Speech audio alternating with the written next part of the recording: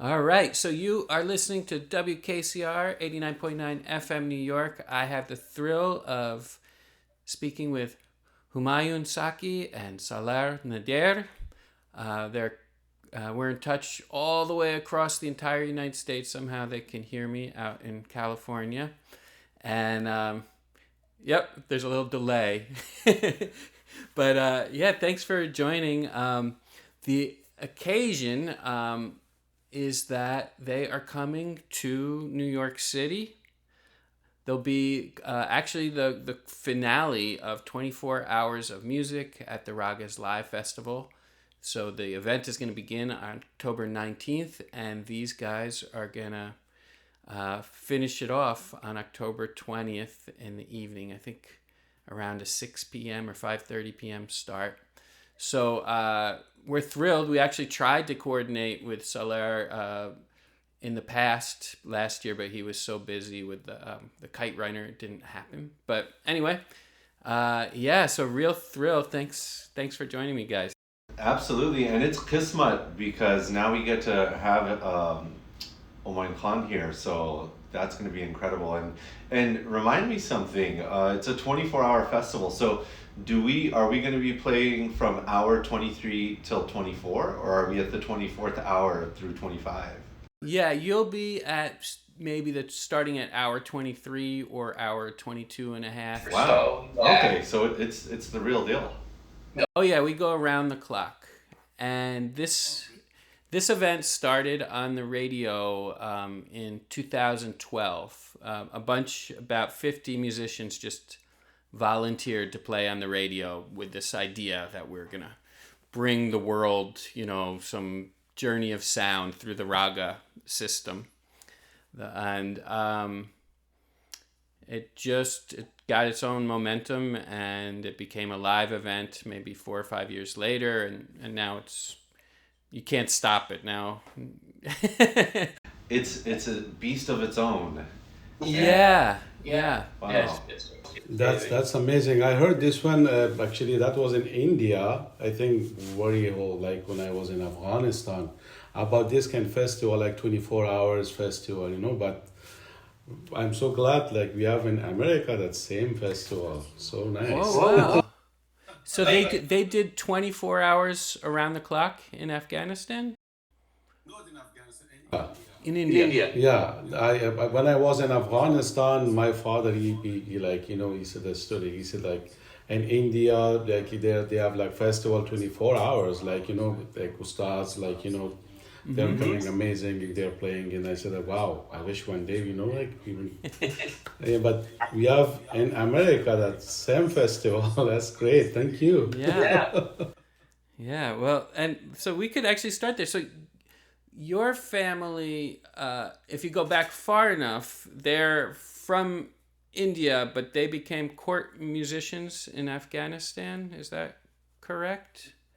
Mine or something? Yours, your family. My family they was like you're originally from Afghanistan, Kabul, and then my father used to play and my grandfather, and then also and then I learned from my father.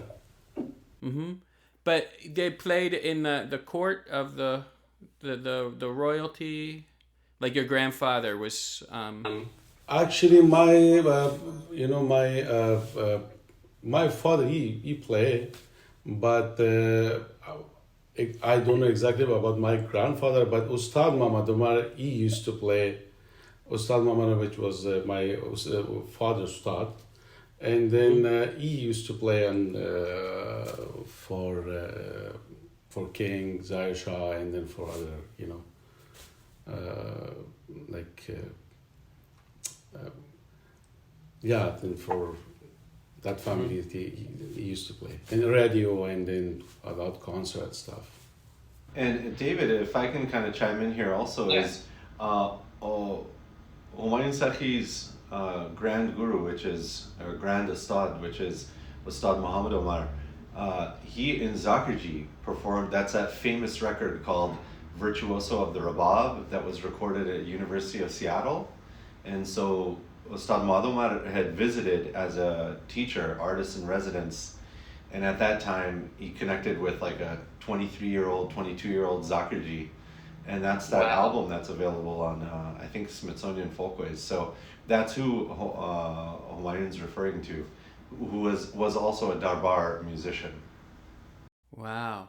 So this maybe you can help me like help our audience get the picture. So when it's a darbar musician, someone playing in the court, obviously there was no amplification back then, so they're playing for very small groups of people, I imagine. Small, like, have you ever seen the types of rooms that they've played in, or that kind of thing? Well, I've had conversations with Oman Khan while we've been just traveling together and on tour, and you know, before the invention of the sound system, and he's even mentioned that sometimes the rubab players and percussionists, be it tabla or dolak, would be performing for 200 to 300 people at a time, and that's, I mean, yeah, maybe Oman Khan can kind of explain that. Okay, they used to play for like real family, and then for court, and then they play like a lot of ustads, like, because a lot of ustads, they also like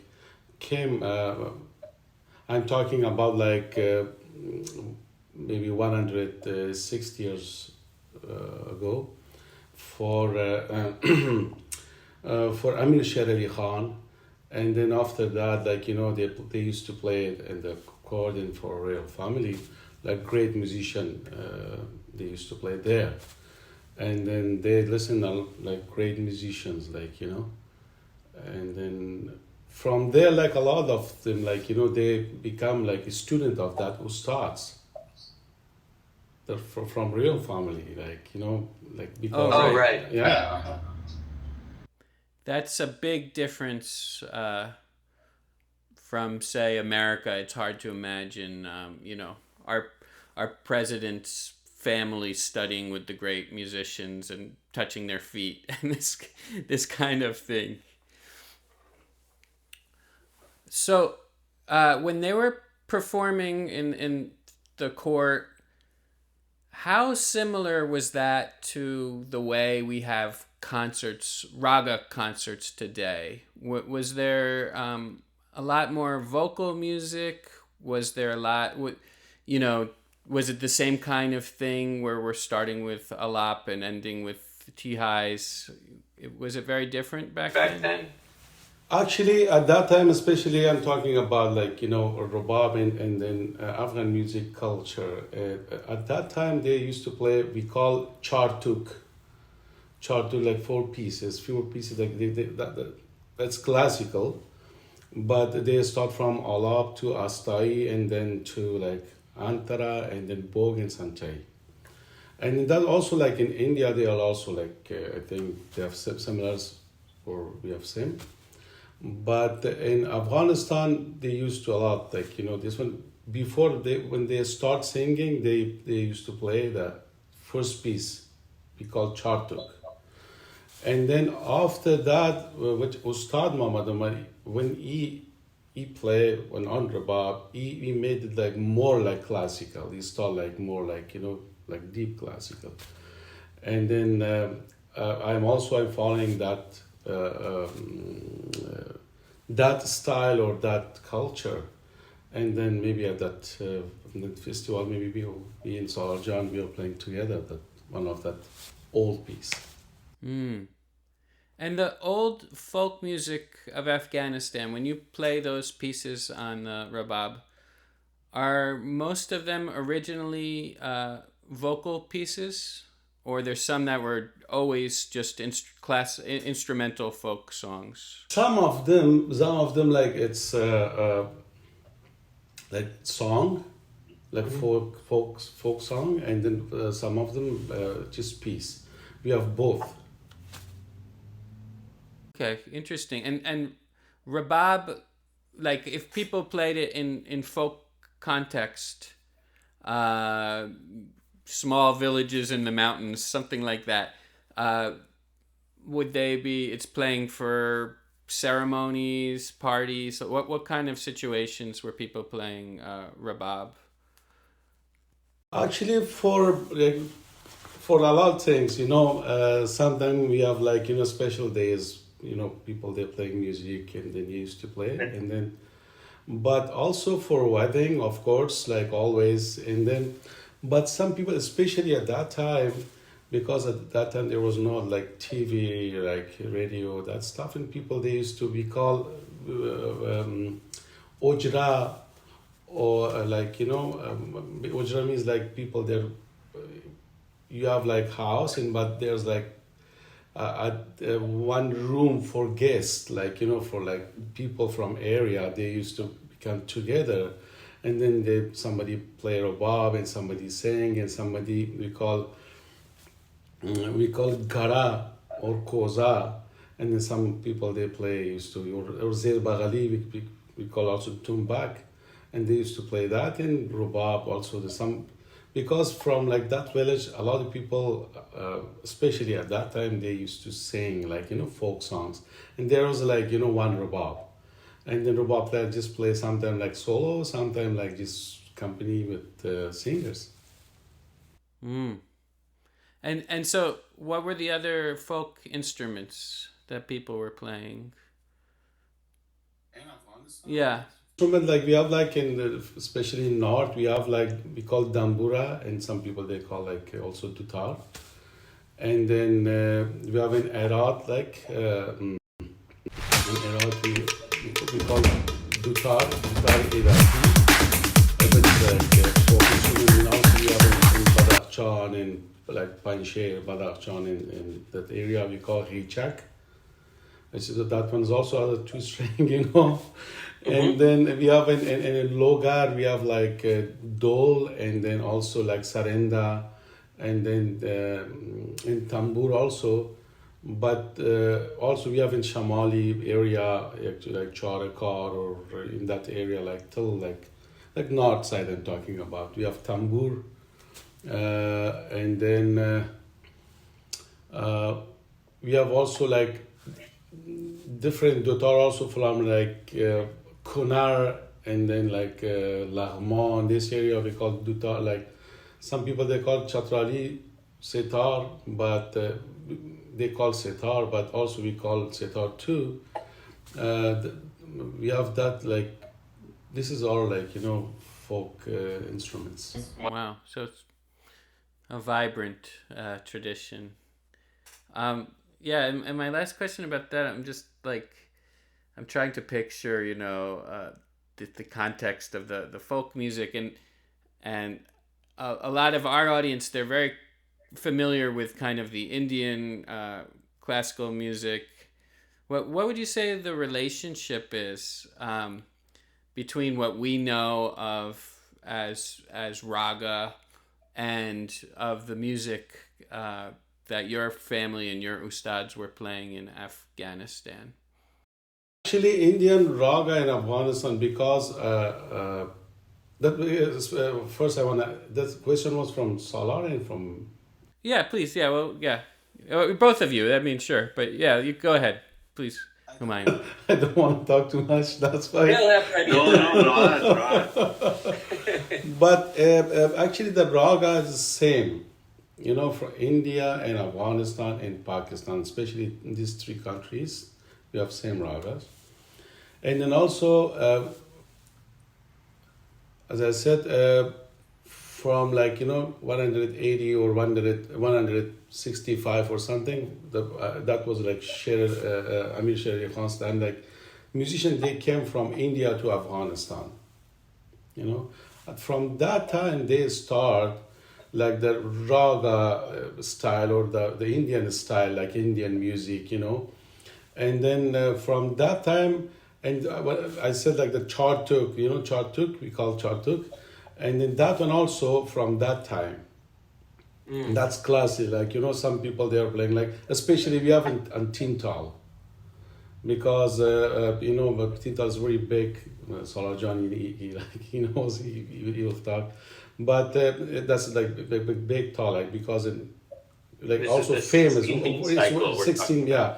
Also like a lot of in this area, a lot of people they know about this tala, and then That's what, because they put the style like 16 and they like, medium, and then they go to like, the fast tintal, like, which is, but it's kind of like same, like, because the ragas coming, and then the style a little bit different, like maybe like, because these days I don't think so, like I didn't heard like in India like chartuk like piece or nagma, because this is famous in Afghanistan.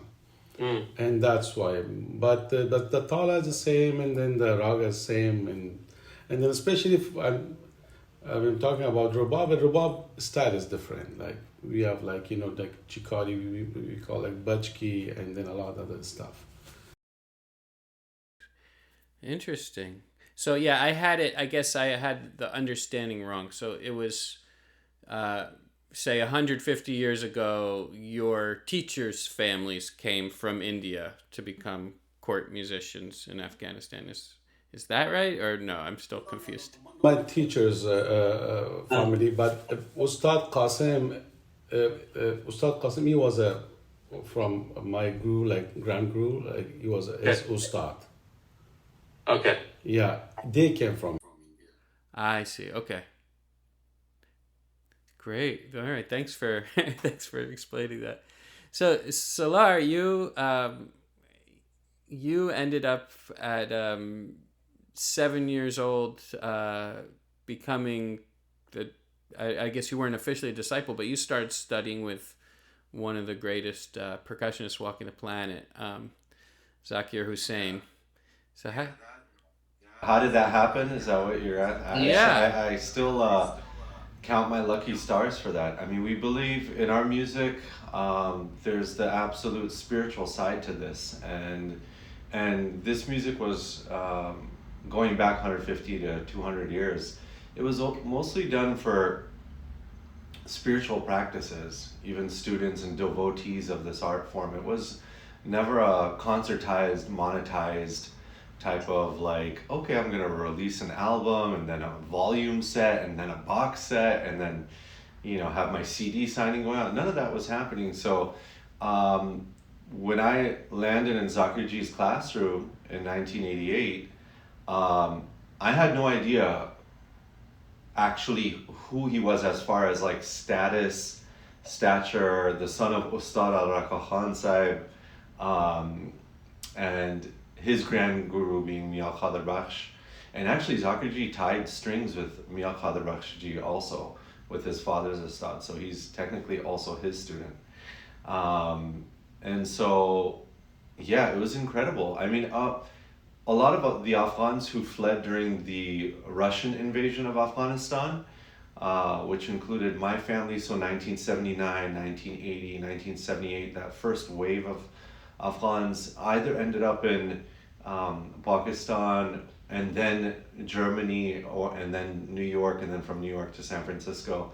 But what we had in our household, you can imagine, as refugees, we didn't have much, right? You're staying in these like temporary kind of housing, and somebody dropped off a set of tabla in Germany. I mean, I don't know how this happened, but there was a set of tabla in our household. So like any other child, I just gravitated towards it and I would play it and just kind of express myself through that. And then when we landed in New York, same thing. I kept on finding a set of tabla, and how Homayoun Khan mentioned, a lot of Afghan gatherings that would take place at that time, you would get together to sing songs that reminded you of the homeland, people who were longing for their home, poetry that was based on that music.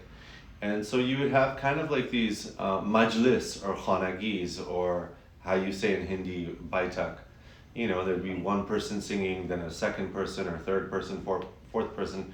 So I was always kind of inching myself towards the tabla, and then finally a relative of ours said, this kid of yours is showing such an interest in tabla. And at that time I also played dol, like mahalli dol, which is just like the double-sided mahalli folk music, because my father's side, they're from Paghman, which is basically outside of Kabul, and it's where a lot of the a lot of the Logari traditions, a lot of the instruments that are made from mulberry wood, like mulberry wood dolak or mulberry wood rubab or tambur, there's a long history of relationship of, craftsmanship that comes from the region of like Logar and Pagman. And so for some reason I also really like that music, which is our pure like Afghan music. You won't find that in let's say North Indian classical or Pakistani music. It's really purely Afghan, and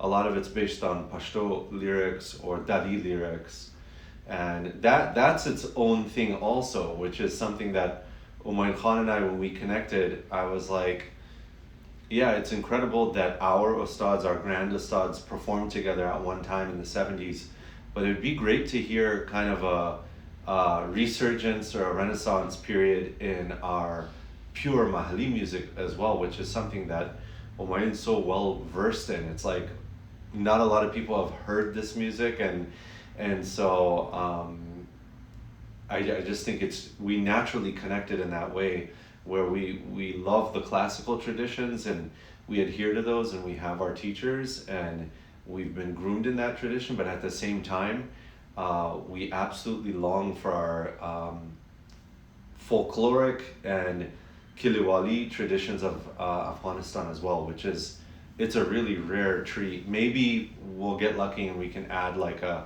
little 5-minute segment or 10 minutes. Oh, you have to. Yeah. There's no rules. We're not we've had, Tumani Jabate. There's no yeah. I mean, you play you play what you feel at the Ragas Live. Yeah, there's in that case, I'm going to bring my karaoke note.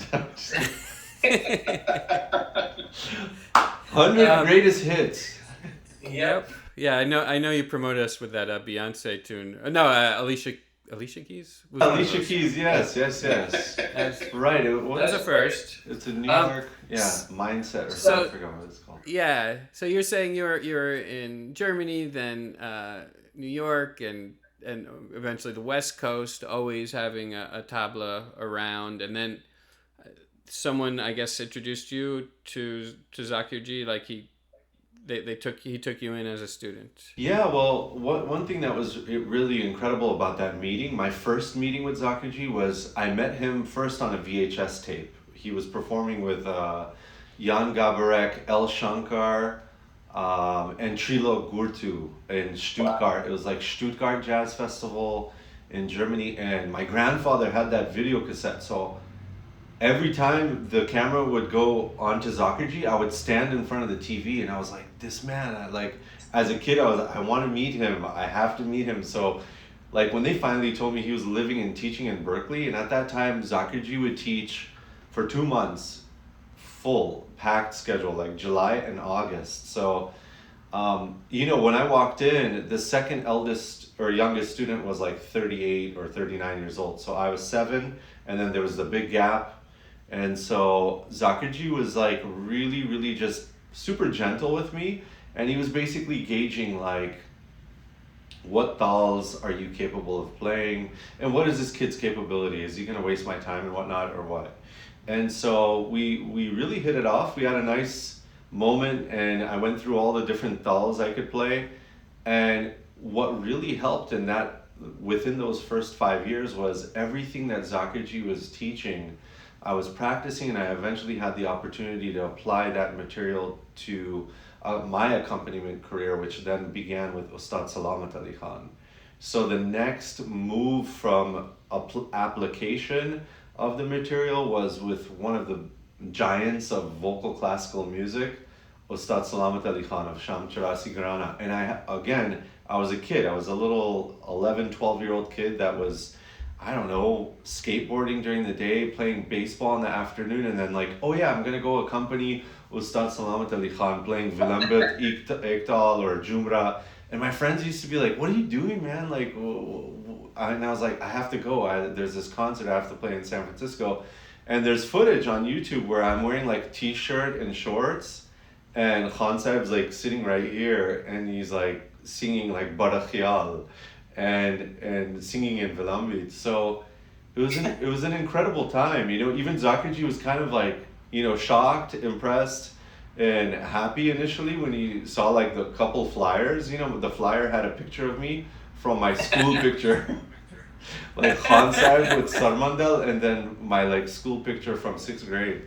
So yeah, I didn't have pictures with tabla, like professional tabla, but I was like Sure.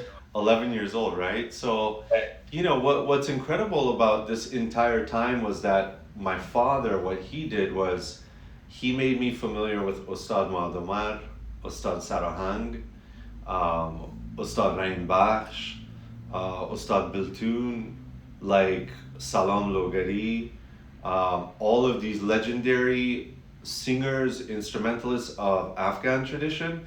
So even though I was going to Ustad Zakir and I was getting the pure rhythmic traditions of North Indian classical, I was also being fed all the audio of all the legends of Afghan music. So that time, by the time I saw Homayoun come to the Bay Area, like between 1996, 97, on a tour that he was on with Amani, who's a very famous Mahali singer of ours. When I heard Homayoun play, I was like, man, me and this guy need to play together. I really want to play with him, And I was like, I couldn't even drive yet. 96, I was 15. So, and that concert was Fremont, and I heard him play what Ustad Amani did that night, and they had a percussionist with them, Tila Muhammad. They took kind of a vocal break, and then he featured Homayoun, and asked them, asked the audience, like, hey, I want you all to hear, a showcase of just rubab and some of the things Homayoun had started to introduce to rubab repertoire, which was like playing rubab with chords, playing like santur technique, playing like kind of like Spanish melodies on the rubab. So, I was like, what is this going to be all about? Because I hadn't seen him yet. So when he started to play this naghma, because up until then, all of the rubab I had seen was very just pure, like traditional, no innovation. So what's amazing about Homayoun Khan is that he innovated way back then. He was like, okay, what kind of changes can I bring to this? And that excited me. When I heard him do that, I was like, wow, this is incredible. I really need to connect with him. And I think it was maybe a year or two later that Homayoun Khan and I finally met and played, and the rest is history. Now we're going on 30 years, a creative relationship almost now.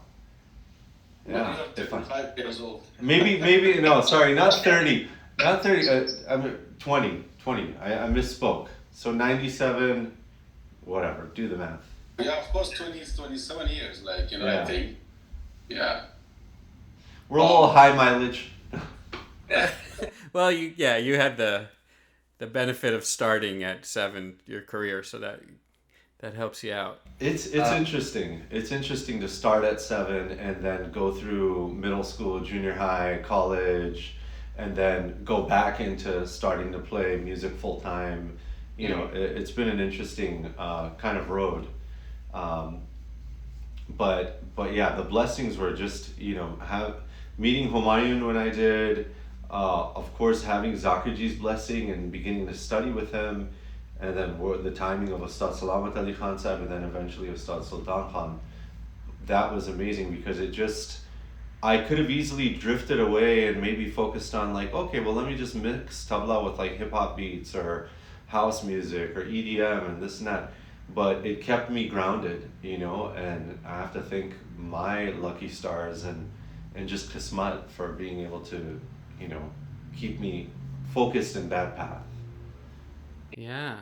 Well, it's interesting to hear about those innovations and how Humayun has treated this music like a living tradition and evolving. So maybe you could tell us a little bit about that. Like, so you've incorporated, for example, santur techniques to a string, to a kind of plucked instrument. How does that work? Actually, honestly, when I started rubab, at that time I was like 10 years old, and then I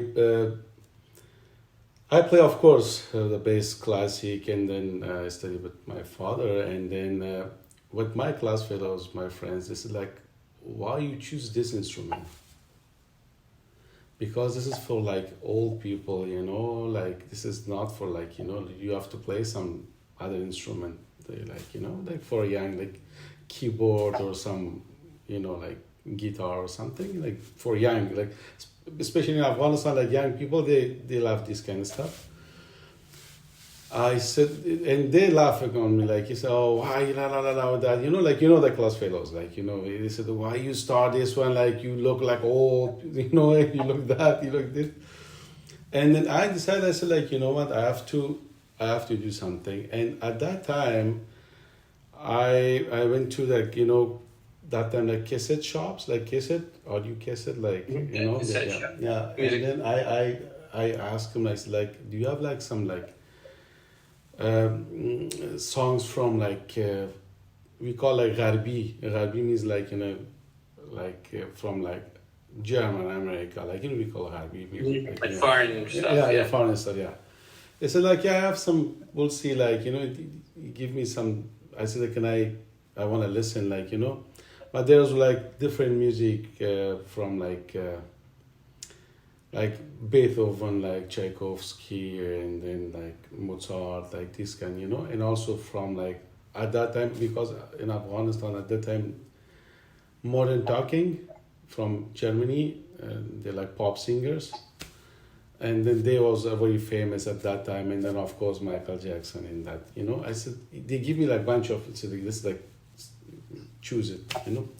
I buy something because at that time there was like, you know, there was like many issues, like not that much. I said like, okay, I want to buy. I buy some cassette, and then I start, you know, and also Gypsy King, and then I one CD was like from them. Like I said, like, oh wow, this is amazing. I wanna listen to this one also. And then at that time I start play like a little bit different, like, you know, like from, you know, from different singers, especially from, you know, like America and Germany and this. And then my friends, when I play, I said like, okay, come, I want to play something for you guys. And then when I play that stuff, like, you know, this is like, wow, you play like this is on rubab, like, you know, like especially like da-da-day, da-da-day, da-da-day, dee, da-da-day, da-da-day, da-da-day, da-da-dum, da-da-dum, da-da-dum, da-da-dum, da-da-dum, da-da-dum, da-da-dee-da-dee-da. And then it's like, oh, like you play like this is on rubab, this is like folk instrument. I said, okay, then what do you think? This is like, my friends, some of them, like, they said, like, I want to start rubab. I want to play rubab. Like, I said, like, okay, this is, and I said, like, oh, this is work, you know, I think. And then from that time, I start, like, you know, I bring chord on rubab, and then also I start to, like, santur, because I love, like, especially Pandit Shiv Kumar Sharma. Mm-hmm. And I used to listen as music with Ustad Zakir.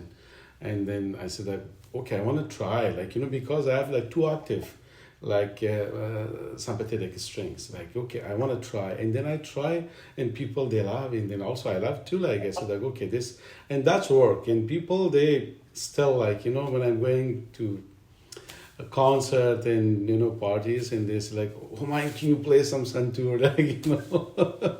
And then I just, from that time I started this stuff. But now I'm very glad, because especially in Afghanistan and also in Pakistan, Peshawar especially, they are like all, like, you know, young generation, they are playing rubab. Wow. Yeah, like before there was, like, you know, after like 30, 40, like, you know, 40 especially, like they used to play rubab. But now, like, they're starting from like 10, 12 years old, like they're starting to play rubab. In Afghanistan, in Pakistan, everywhere. But that one's work, you know. That's exciting. And yeah, I mean, one thing, you know, since this is a radio show, people can't see, but that's the first time I've seen like a South Indian or South Asian musician demonstrate classical music with like the hand gestures of classical music. This kind of thing. I'm kind of gesticulating. I guess you can't see it on the radio, but wow. But So of that's course, our traditional music, like, Mahali, and then classical, like Pashto, Dari, and Uzbeki, and Azaragi. This music, of course, this is my responsibility to, like, keep this, and also Salarjan, like of course, we are playing with that. But this music also, because when you, like, first, especially when I saw my friends, they said, like, okay, why you play this instrument, because it's for old people. I said, oh, okay. But now that people, they are playing like classical, they are playing like, folk, and then also, of course, like, they have that idea, they're playing the other stuff too. But because when you start, in my mind, that was my mind, like, that's like, okay, when they start that this kind of music, like pop or something, they like it, they start that one, they're coming to classic, and then to folk, and that happened. Like, now they're playing like classical, they're playing like folk, like Uzbeki, Azragi, Arati, like Pashto, and Dari, everything. wow. Yeah, it's a beautiful thing. You two are both preserving a great tradition and also, letting it flower and bringing it to new people. I always wonder, like, speaking of the traditions, that to my ear, the Indian classical rhythm tradition is kind of its own category. Like, what do you think? How do you think about it, Salar? There's north and south. Right, That one's work, that's its own thing. Yeah, That's I was kind of exciting. thinking on the And yeah yeah, I the mean, Hindustani one rhythmic thing, tradition. since this Yeah. is a radio show, people can't see, but that's the Well, first just time yeah, I I've mean, seen what like makes it a distinct South from any Indian other kind of or South rhythmic Asian musician tradition in the world? demonstrate classical music with like the hand gestures of classical music. Da-da-dum, da-dum, da-da-dum, da, da-dum, da-dum, da-da-da. This kind of thing. I'm kind of gesticulating. I guess you can't see it on the radio, but wow. But of course, our traditional music, like, Mahali, and then classical, like Pashto, Dari, and Uzbeki, and Azaragi. This music, of course, this is like,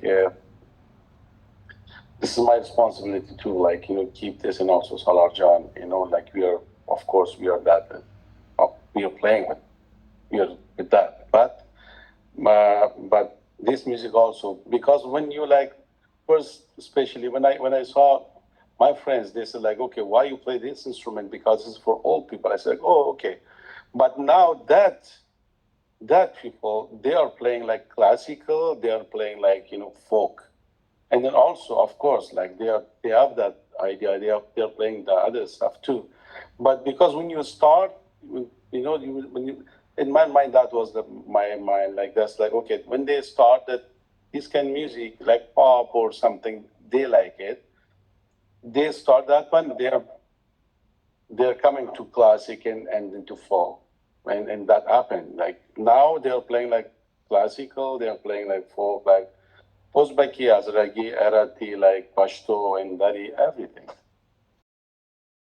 Yeah, it's a beautiful thing. You two are both preserving a great tradition and also, letting it flower and bringing it to new people.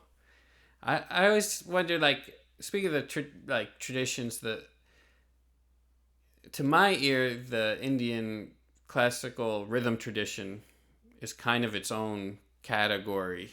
Like, what do you think? How do you think about it? So There's north and south. So Right. Carnatic, and then there's That's north something, Indian. yeah. So you're asking I specifically. was kind of thinking on the Hindustani like the rhythmic Hindustan- tradition. Yeah. Yeah, what was your question? So, like, Well, just I mean, what makes it distinct from any other kind of rhythmic tradition in the world? oh my gosh, wow! It's like so. In a couple days, well, in a couple weeks, I would say, I'm going to be playing a solo at the Festival of Tabla here in Los Angeles. So dropping that, it's on the 27th and 28th of July. And so, the mentality, because all of these musics that Homayoun Khan just described, there's a few things that need to happen with the actual player. Either they've grown up in the environment and it's been around them, or they grew up listening to all of it. But then how do you compartmentalize all this mumbo jumbo, because you're playing all these different styles and traditions, which, like a dadra tal that's played in, let's say, Pune, India, or Calcutta, India, or Mumbai, is going to be a little different than Dadre Erati, right? Dadre Erati is going to have it's still 6 beats, but it's going to have its own sweetness and its own kind of flair to it, whereas a Dadra in Baluchistan or in Punjab is going to have its own sweetness and flair as well. Now, mindset as a tabla soloist, I mean, you have to work on all these different categories of tabla playing, which is, in the tradition I come from, peshkar. So you have to spend time with peshkar, some of the slowest tempos of tabla, and become comfortable in that, so that you can, regardless of what a lera player or a nagma player or actually a rubab player or sitar or sarod player is playing, you're comfortable in those tempos. So, you're working all the way down in like 30 BPM to maybe 50 maximum. Yeah, so that's your like Peshkar section, and learning it from Zakirji, it's like his Peshkar thinking and mathematics and calculations and where he stops and starts in the tal, it's so advanced that like whatever he's taught us students, like let's say 5, 10, 15 years ago, material, we're still dissecting and figuring out how that material can work for my mind and my hand, right? Because the last thing, for instance, Zakirji or even a Salar Khan Sahib, there was one of Salar Khan Sahib's friends who attended a concert, and he heard Zakirji and Abaji play a duet together, and he said, Ustad, your son is playing exactly like you. And Zakirji said, my father said, I don't want him to play exactly like me. And that's also the same kind of like mantra that he's given down to all of us students. Like, here's this qaida from Delhi, here's this qaida from Farrukhabad, here's this qaida from Ajrada, from Banaras. But how are you going to make this Salar? Like, where is Salar within this qaida? And that's a big question, because you've had to live with the material so long and practice so hard that some kind of new angle or area or nook and cranny is visited by you, which makes it more yourself. So meaning there could be a new palta that you create, there could be a new variation you create, there might be a way you wind up your ideas into tihais. And so the mental and psychological aspect of preparing, for instance, a classical tabla solo is very different than how I would go about playing folk or traditional kind of provincial music of Afghanistan. But I have to say that it is important that you spend a lot of time with the repertoire. So meaning, like, what do they say in jazz? There's like the songbook, and every jazz musician needs to know at least 300 or 400 of the standards, right? You have to know the standards, and then you have to practice your own style and technique and find your own voice.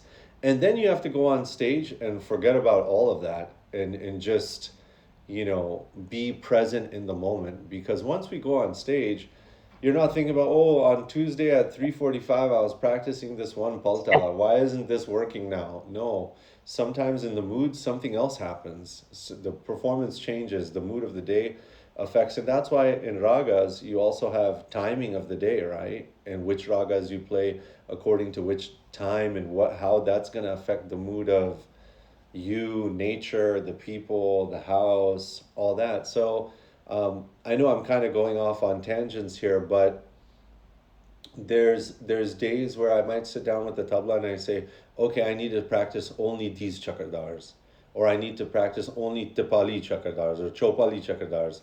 But I'll sit, and then maybe another tihai is composed there. That tihai takes me into another direction, and I'm like, now 3-4 new compositions kind of emerged.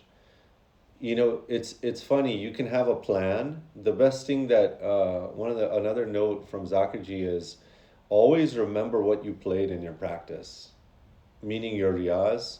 So whatever you practiced that day, like you should be able to come out of your riyaz even if you sit with a pen and paper and write out everything you did from minute 1 to minute 75 or minute 45 or minute 30, you should be able to recall that. So, um, yeah, I know your question was more like what is like, the similarities or the differences, but you can look at it as being different, but at the same time it's like Zakirji just won a Grammy for a piece called Pashto, right? Pashto traditions.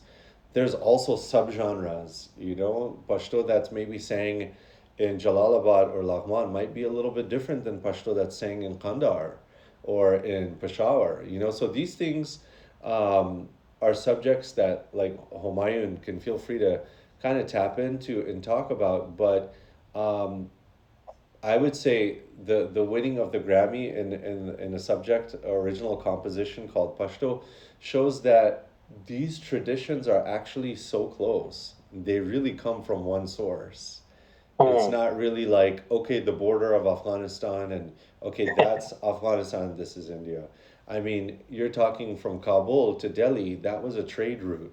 So along with, silks um, and any import export business that was going on, you also had the tradition of music that was being, shared, every 50 to 100 kilometers. And that's why you have so many similarities, so I love the fact that we have this information about like Amir Sher Ali Khan's time and the musicians that came to Kabul, but like Humayun said, for instance, Ustad Madhumar and his lineage or Humayun's lineage, they're from Afghanistan, right? So I think, yeah, I wish there was more research in this subject where we could really pinpoint things, but it's just really interesting. If you listen to the music going north and you really study it, it's like you find a lot of similarities and then you also find a lot of differences too.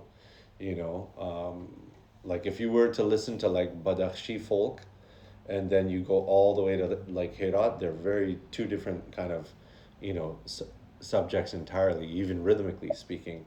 But to simplify this long-winded answer, um, 8 beats Kaherwatal, same, but just different styles of approach.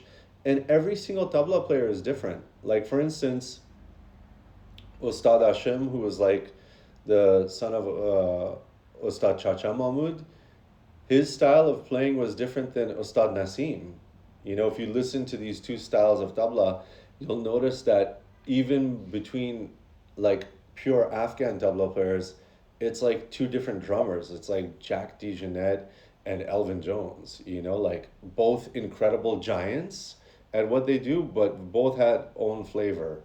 So, we're lucky to have these grand ustads in the Afghan tradition. Also, it's just I have to say, and I have to address the elephant in the room. It's really sad that there's been so many invasions of Afghanistan and so much war. Otherwise, it would have been beautiful to see these traditions get the support they deserved and to see these masters and their students really flourish. And that's why it's important that Homayoun and I are doing whatever we can here in California to continue our arts and with whatever little support we have or a little nudge here, nudge there, we continue to keep this alive. And this is a huge responsibility for both of us. It's like, it's why we're really living and breathing. It keeps us, in a happier mood. There's nothing else that makes us probably feel, better. It's our closest connection to ibadat and God and Allah. Yeah, I mean, I'm glad you brought up the kind of the beauty of the Afghan culture and how much, especially before shipping routes were the main thing. Afghanistan was basically, an axis of the entire, world. The whole trade routes from Baghdad, to India, and everything was going through the Khyber Pass. And so if all, like you're saying, the silk and the spices and the jewelry and precious goods, obviously all of the culture worked its way through there, and the music and poetry and all that stuff would, left its mark. Oh, absolutely. I mean, Omain Khan can comment on this. I mean, Sufi traditions and Farsi qawalis and Amir Khusrau Dehlavi, or even Ustad Amjali Khan Sahib, in his biographies, he's mentioned his forefathers' connections to Afghanistan through Sarod and Rubab. They were all Bangash lineage was Rubab players, and when you look back at that and you say, wait, one of the like household names of North Indian classical musicians and music has descendants going all the way back to Afghanistan. That's kind of a indicator of like, okay, there is more of a connection there is. Wait, in 1860, these musicians just showed up, Right. and that's not. And look, that's everywhere. And I'm not trying to like, uh, like change that, but I think there's more than just that, in the connections of the music, and especially Sufiana tradition, right? Oman Khan, like Sufi tradition. Of course. Actually, by myself, I was when I was in Kabul. There was like we call Khanaqah. Khanaqah. There was like from this came from Cheshti, like we call Tariqe Cheshti, but the Chesht is from Iraq, and then especially and then that's like they're practicing like more like qawwali, like like the poetry or the music style. But qawwali, who made a qawwali? Qawwali was made. It came from Hazrat Amir Khusrau Dehlavi Balkhi. He was like originally like his family was from Balkh, from like north of Afghanistan, and then he made like qawwali. He made like. He made a lot of raga, and then also he made like khayal. He made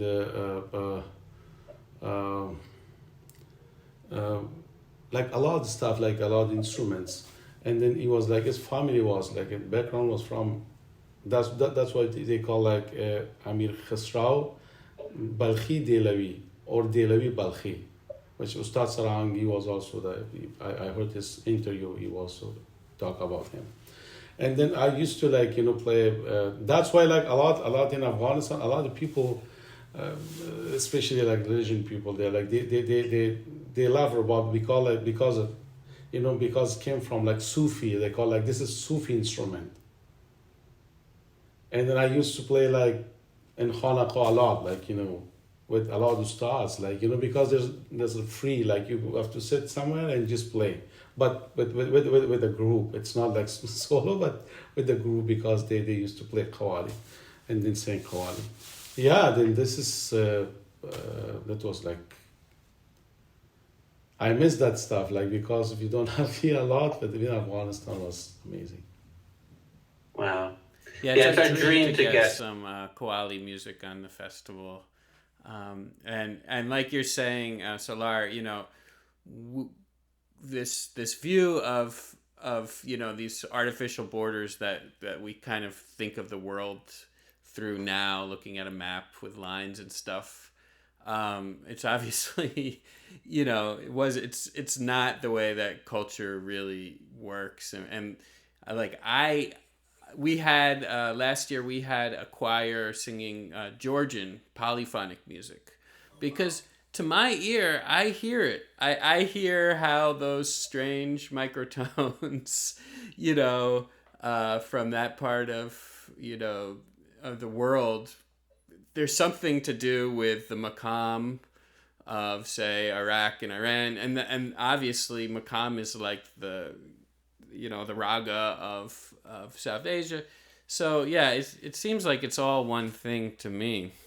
It's same like to me, because maqam, dasga, like scale. This is all, I think, is same. It's 7 notes, or some people they call like 12 notes, but 7 or 12 doesn't matter.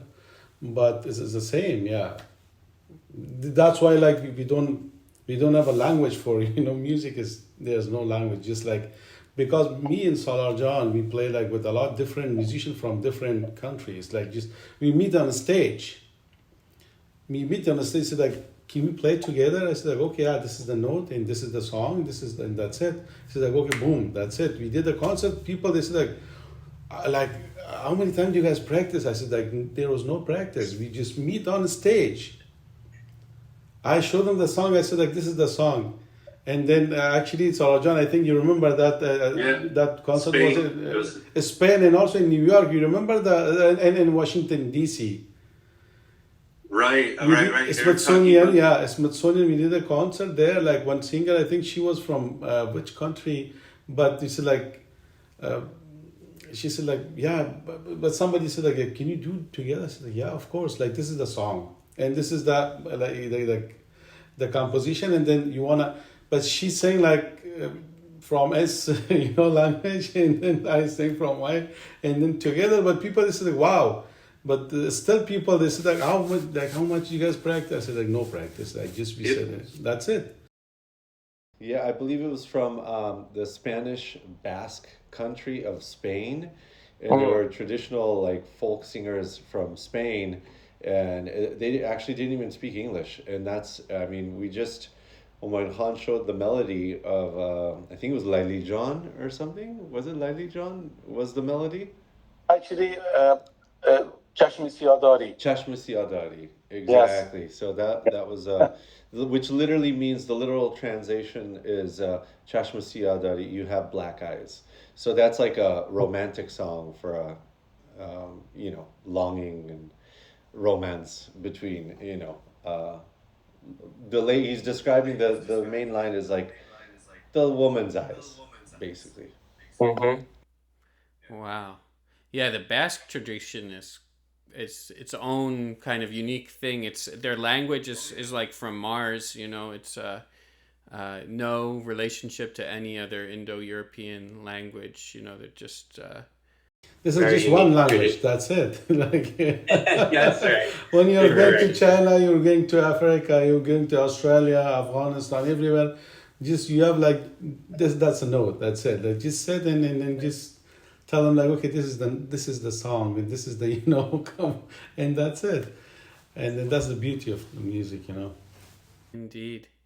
Yeah, well, I am super excited for you guys to get a chance to be in a room and really listen to what you guys play. And if you're just tuning in, it's we're sitting with Homayoun Sakhi and Salar Nader, and they're coming to town October 20th. The event starts October 19th. That's the Ragas Live Festival at Pioneer Works.